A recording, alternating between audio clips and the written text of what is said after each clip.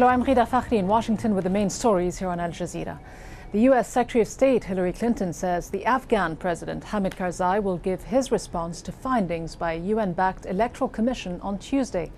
Investigators have thrown out nearly one-third of the ballots from national elections, citing widespread fraud. That means Karzai no longer has 50% of the vote and should face a runoff against his main rival Abdullah. Jonah Hall outlines what could come next.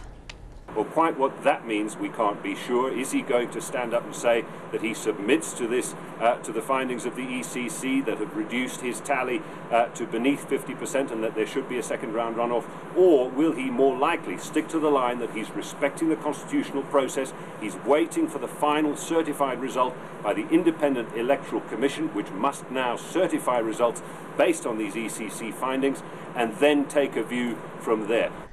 The Pakistani military is continuing its offensive against what it says are Taliban and Al-Qaeda strongholds in South Waziristan for a fourth day.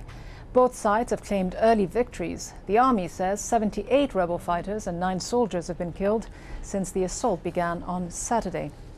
The head of the International Atomic Energy Agency says talks with Iranian officials over Tehran's nuclear program are off to a good start. The negotiations, which are taking place in Vienna, also include officials from Russia, France and the United States.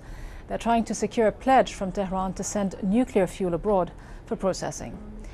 After months of deliberation, the US government has unveiled its new strategy for Sudan, emphasizing engagement. The new approach will focus on incentives to end violence in the Darfur region. This, as the US president says he will renew existing sanctions on Sudan later this week.